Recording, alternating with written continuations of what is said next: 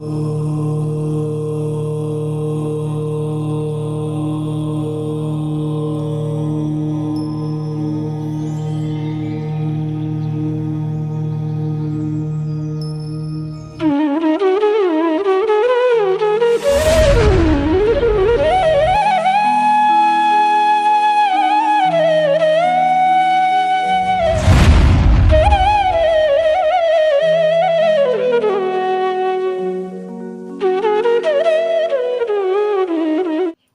ह्रीम अरहम अणमोजिनाणम।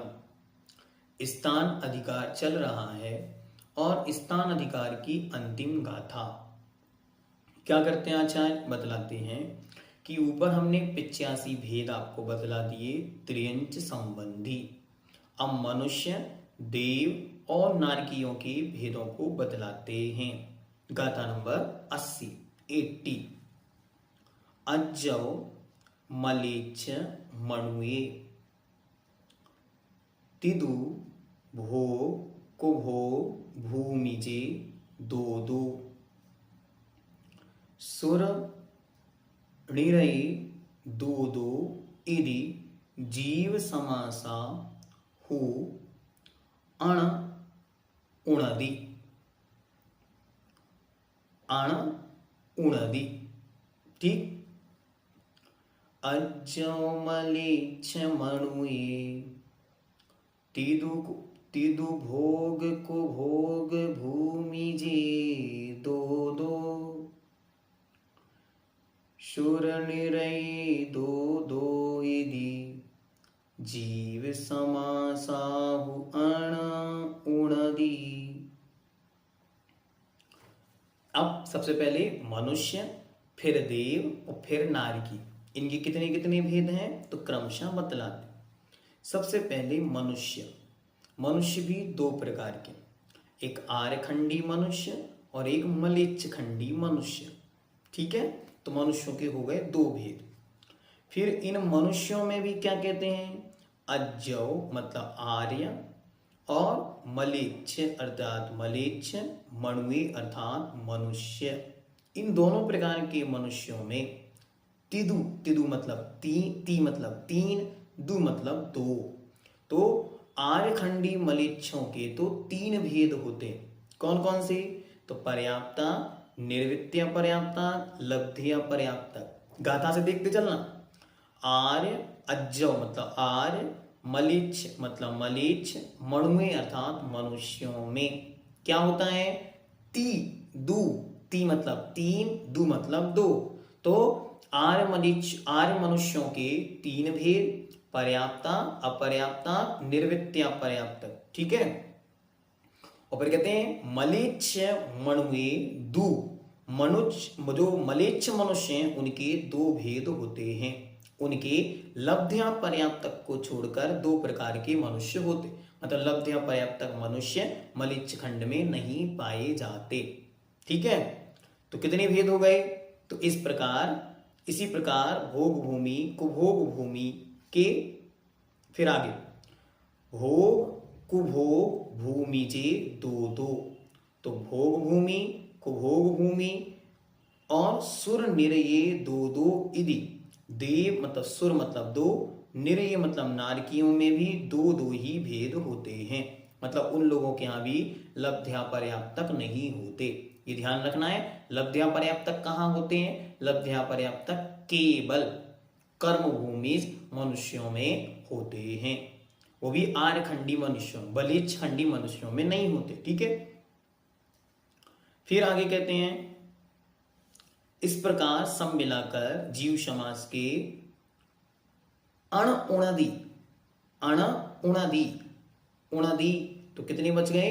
दो कम 100 मतलब 98 ऐसे शब्द उन्होंने दिया।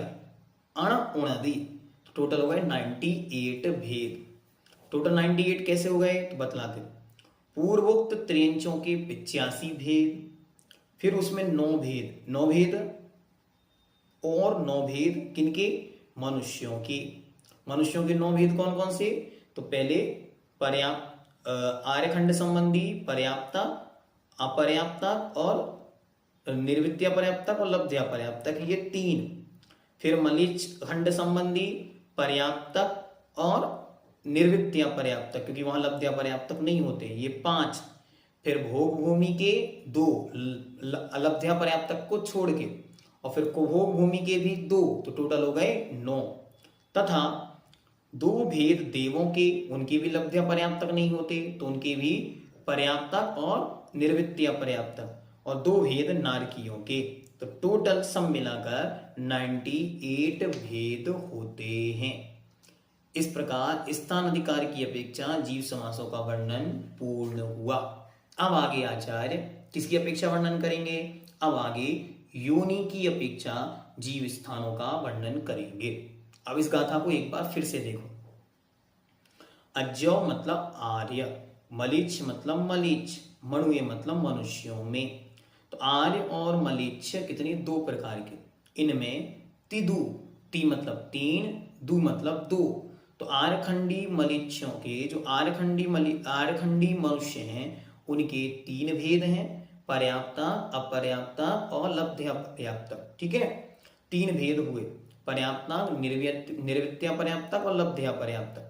फिर जो मलेच्छ खंडी हैं, उनके लब्ध्य पर्याप्तक नहीं होते, तो उनके केवल 2 भेद, टोटल मिलाकर हो गए 5। फिर कहते हैं भोग कुभोग भूमिजे 2-2। तो भोग भूमि और कुभोग भूमि के भी पर्याप्तक और निर्वृत्तीय पर्याप्तक के भेद से 2-2 भेद हैं, तो हो गए 4। 4 + 5 टोटल हुए 9, तो मनुष्यों के 9 भेद।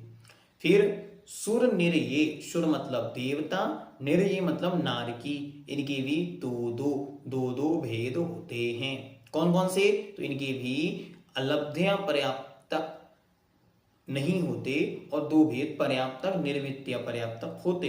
इस प्रकार जीव समासा हो अण उणदि, इस प्रकार जीव समास के टोटल उणदि मतलब 2 कम 100, ऐसे टोटल 98 भेद होते हैं।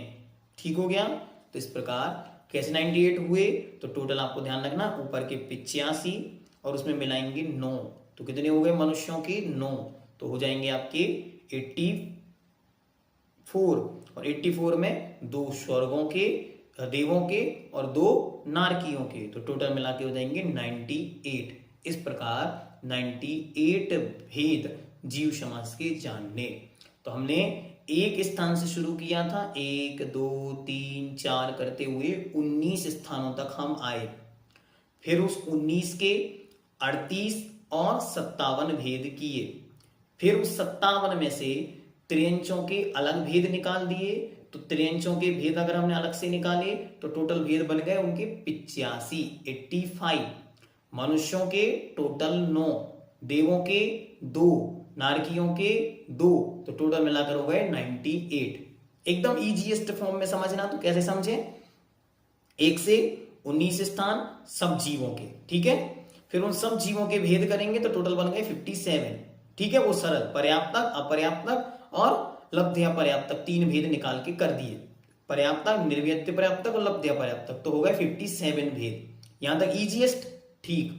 अब इसमें क्या करें, 1 इंद्रिय से 4 इंद्रिय तक तो त्रियंच होते हैं, उसके बाद बचते हैं केवल, उसका जो पंच इंद्रिय है वो चारों गतियों में है, तो पंच इंद्रिय को क्रॉस कर दिया।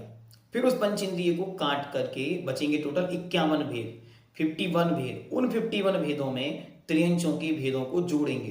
तो संगी पंच इंद्रिय त्रियंचों में कर्म भूमि, भोग भूमि, जलचर, थलचर, नवचर, पर्याप्तक, अपर्याप्तक आदि के भेद मिलाएंगे तो टोटल भेद बन जाएंगे 85 त्रियंचों के।